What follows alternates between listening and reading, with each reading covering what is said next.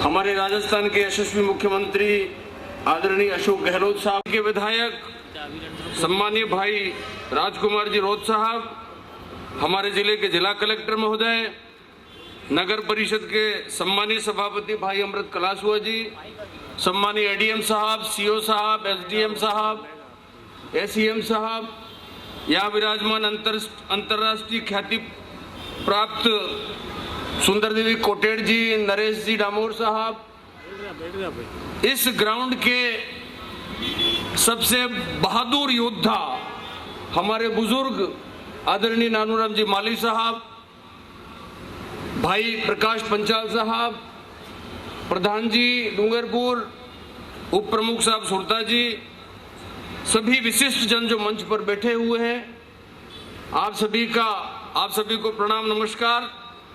खेल जगत की तमाम विभूतियां जो बैठी हुई हैं या विराजमान हैं, जो जोहरी यहाँ बैठे हुए निर्णायक के रूप में, आप सभी को ससम्मान नमन प्रणाम वंदन।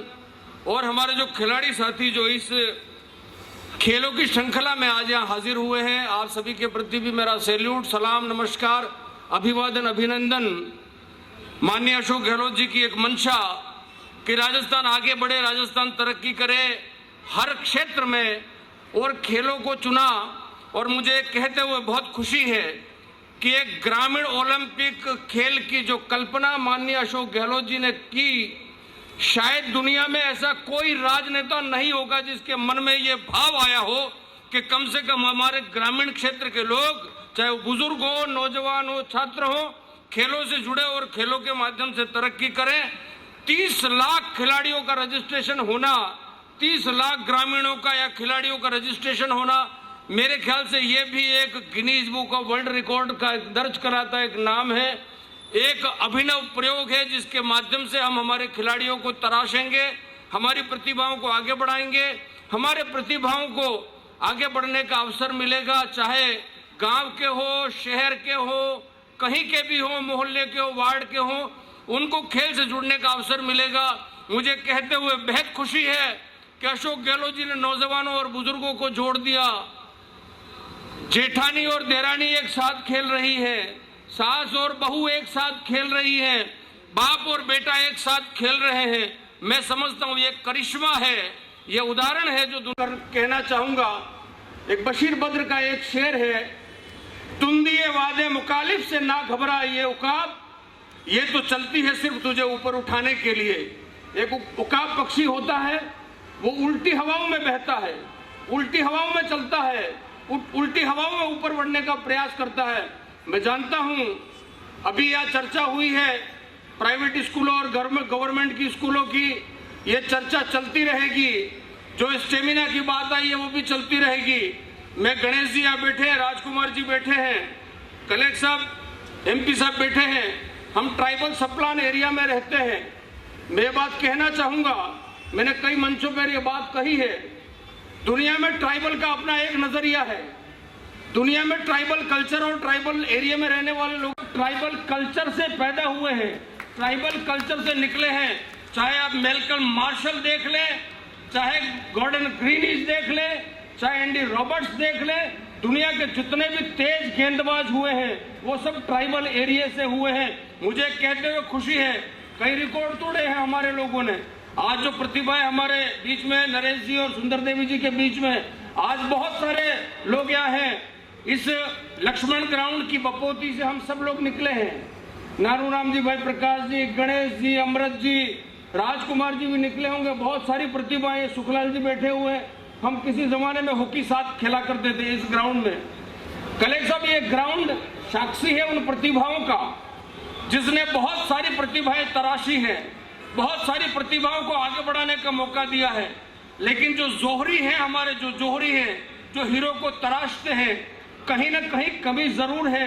मैं ये मंच पर ये कहना चाहूंगा, 3-4 दिन से हम बात भी कर रहे थे, कलेक्टर साहब से भी बात हुई, मैं भी कुछ दिन पहले हमारे साथी प्रकाश पंचाल जी से भी बात कर रहा था, और हमने प्रयास ये किया था, हम ये प्रयास भी कर रहे हैं कि हमारी कुछ प्रतिभाएं निखरें, आगे बढ़े, चाहे हमको उनसे कुछ भामाशाहों से मदद लेनी पड़े, कुछ एनजीओ से मदद लेनी पड़े, हम कुछ प्रतिभाओं को निखारने का प्रयास करेंगे।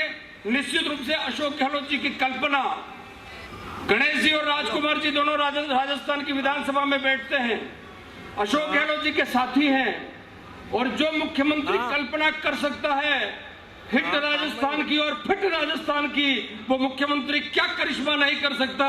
ये सब के लिए सोच का विषय है। मैं समझता हूं आने वाले कल में हमारी जो प्रतिभाएं हैं उनको अवसर मिलेंगे, और निश्चित रूप से मुझे ये भरोसा है, ये बहुत गौरवशाली मंच बैठा हुआ, और मुझे भरोसा है कि डूंगरपुर के जो हमारे खिलाड़ी जो हमारे सामने बैठे हैं, राजस्थान में अपनी जीत का झंडा गाड़ के आएंगे, अपनी बुलंदी खेल की प्रतिभा को निखार के आएंगे, और एक बार फिर आपके स्वागत और सम्मान में हम यहाँ इकट्ठे होंगे। राज्य सरकार ने, गहलोत जी ने पहले ही एक गांव में 4 काम की घोषणा की है। माननीय राजकुमार जी ने भी जिक्र किया है, गणेश जी ने भी जिक्र किया है।